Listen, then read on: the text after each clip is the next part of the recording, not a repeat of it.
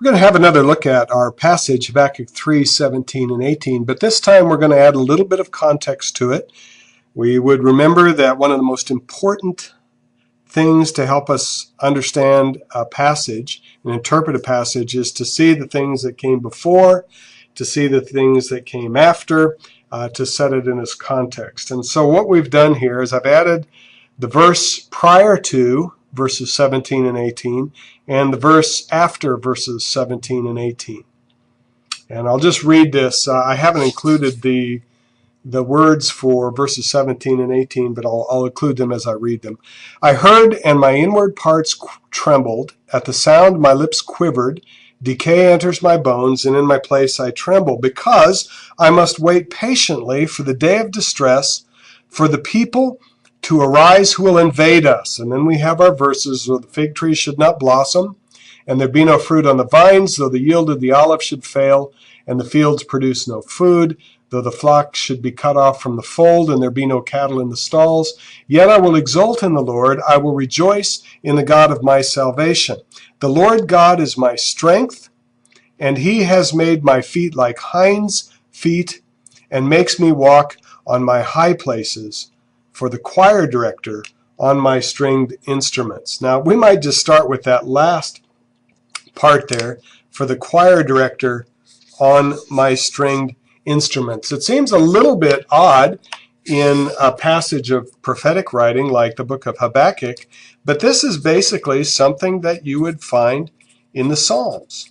So what this tells us is the type of literature that this passage is it's poetry. It's something like the Psalms. It may even be a prayer. Okay?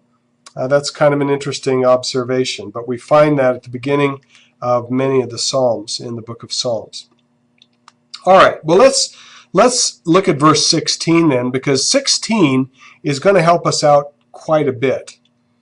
We're going to probably observe maybe first of all that word there, because, which is going to give us a reason, possibly explanation, possibly cause and effect. We'll go with cause and effect here. This is the effect. My inward parts trembled. My lips quivered.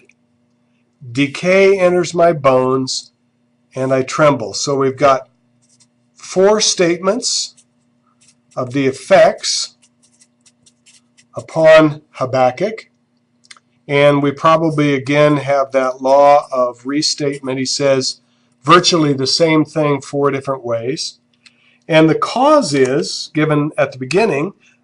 I heard something. At the sound, these things happened to him. His inward parts quivered, his inward parts trembled, his lips quivered, decay entered his bones, and he trembled because of something that he heard, because of the sound of something. And we might ask, well, what exactly is that Habakkuk has heard that has caused such a negative response to him? And then he tells us down here, I must wait quietly for the day of distress, for the people to arise who will invade us. Now, if we were taking into account the context of the whole book of Habakkuk, we would realize that he has talked about this already in chapters 1 and 2. Okay? So I've just given you the paragraph of which those two verses 17 and 18 are a part. That's part of the context. If we're really going to do justice to this passage and interpret it well, we need to expand our context to the whole book of Habakkuk. And what we've discovered is that there is a coming day of distress upon Habakkuk and the people of Judah. There is a people who is coming who is going to invade them.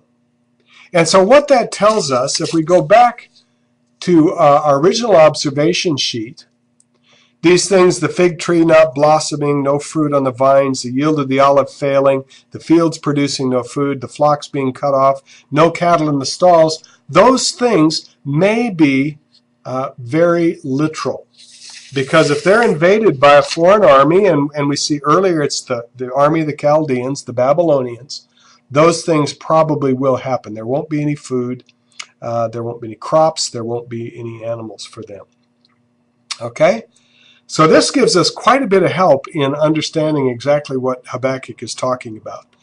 So we'll look at the verse that comes after it then. Verse 18 had said, "Yet I will exult in the Lord, I will rejoice in the God of my salvation." Something we could highlight that we didn't before is how God is referred to here. It's referred to as the Lord God.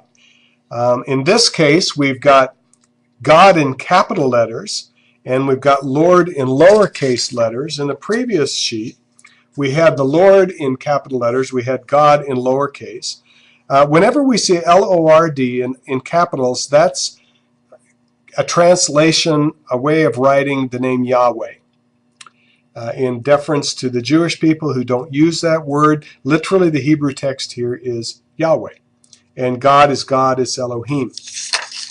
And then here we have God in capitals again. That's actually Yahweh, because the word Lord is the word Lord. It's not Yahweh. So we've really got Lord Yahweh is my strength.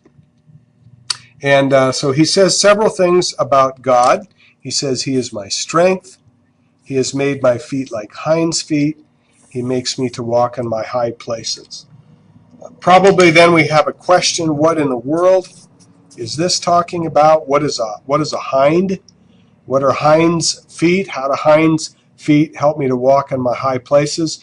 We'll leave that though, but you'd need to look that up in a concordance to see what a hind is, maybe a Bible encyclopedia or dictionary, maybe a commentary, and that will give us some help there.